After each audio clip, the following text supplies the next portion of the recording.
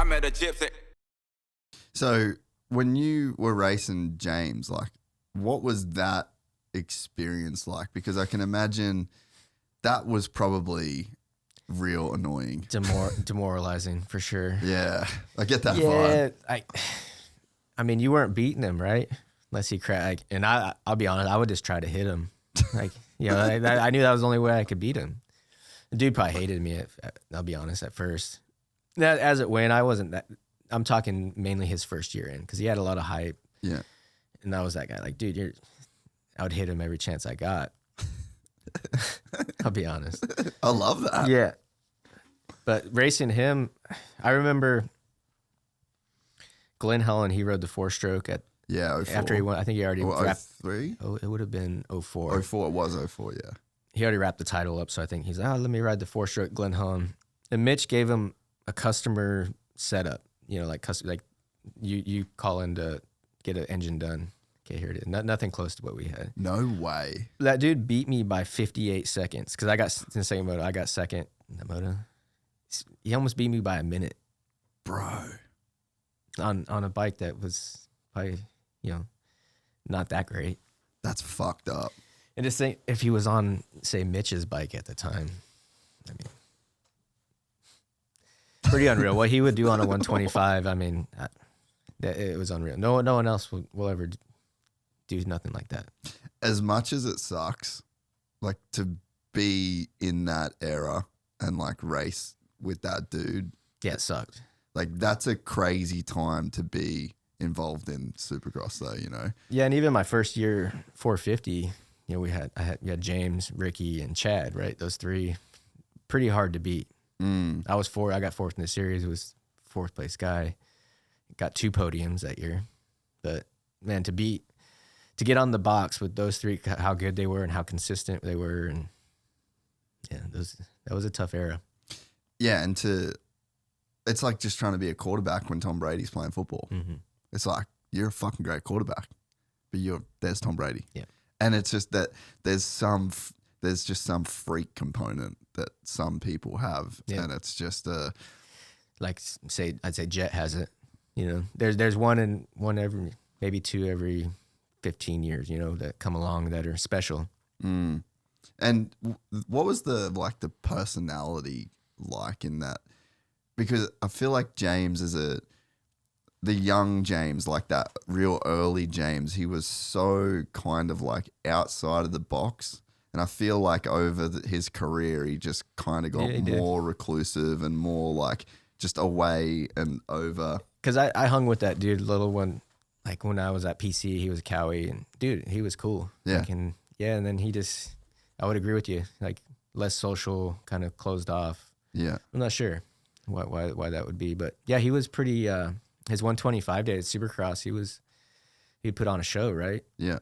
Yeah, and it just went away. Mm-hmm. I'd love to, I got my own theories on it, and from like being around him and stuff, like I just think it's what worries me with like Jet too these days, with like all the shit people are giving him and the booze and stuff. Like, dude, I was at races where like people would, with JDR, because Malcolm was on the team, and there'd be people like yelling the most racist, fucked up shit. It's gnarly, right? And people, I've like talked about it before, and then people in the comments would be like, "That didn't happen." I'm like, okay, well, yeah. Okay, bro, cool. But it's like, it's there. I think for sure. they dealt with so much shit, and they kind of just copped it. Like, I never really heard them making a big deal about it. Yeah, no. They never really. No, I've heard it myself.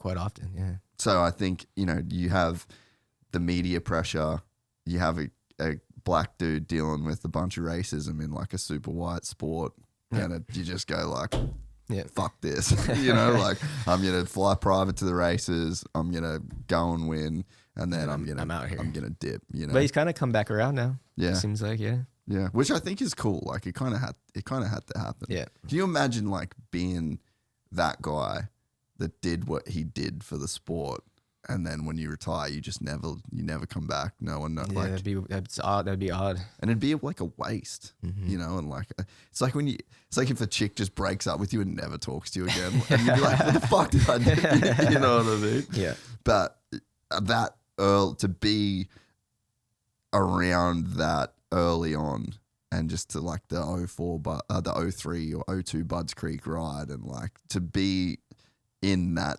era would have been insane. I was leading that moto. I feel like the moto. I was leading that moto where he came from last, and I thought I had it in the bag, you know. And I saw that pink. I think he was wearing pink gear. I remember I seen it out of the corner of my eye, like, oh shit, motherfucker.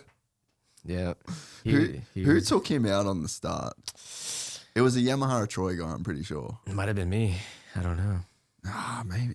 I don't think it was, because he parked to it. It was like Sellards maybe, or maybe, and he fully parked. I was like waiting for him to like. You watch the replay of the thing, and he come down one of the insides of like the off cambers and just fully parked the guy. And just, I think it was Sellards. It must have been.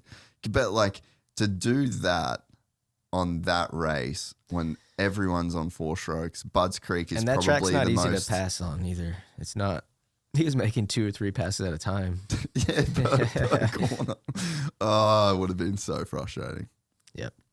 But then I think in Supercross, the level that you had in 04, he was obviously on a different coast. But I mean, you guys had a pretty high level going at that time. Yeah, that was a good year for me. And man, I'm bummed in Vegas. I kind of choked in the main. Because man, that whole day I was just as fast as him. I remember I won my heat race, and my heat race I think was a tick faster. And I don't know, I think the hype of it all just got to me, because I fully choked. I think I got 4th.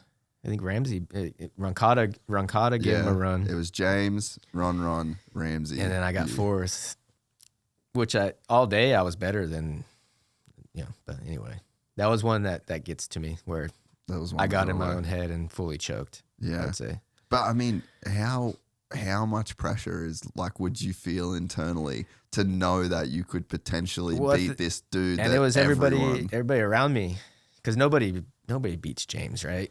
So I think like everybody's looking at lap times. That, your heat race. And a Carpenter, he was a good buddy of mine. He was James's teammate in there. He rode the 4-stroke for Factory Cowie. He said James was freaking out before because everybody's looking at lap time. They're looking at heat race times, right?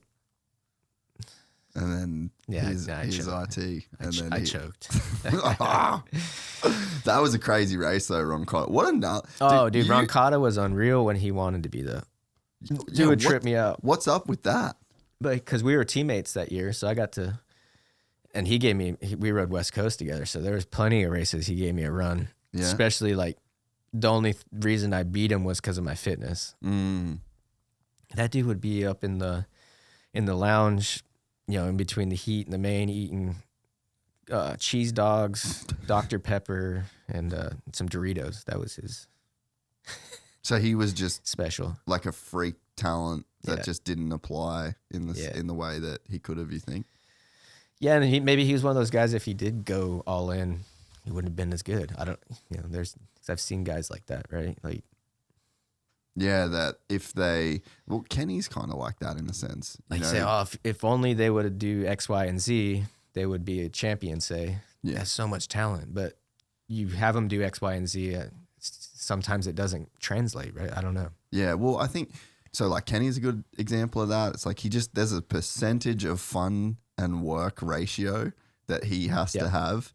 I'm the same way, I would say. Yeah, to just like exist. And I feel like that's where these, what do you call it? With team training camps or whatever, like where they're all doing facility. There you go. It works for some guys, but there's going to be that guy it doesn't work for. Yeah. And his career's, it could be in and out. We're excited to announce the launch of our new membership site, gypsytales.com. Packed with exclusive content and perks that you won't find anywhere else. This is your chance to become a part of the Gypsy Gang. And as a special bonus, if you sign up to an annual membership, you'll be entered into the draw to win our custom-built TC125. Gypsy Gang.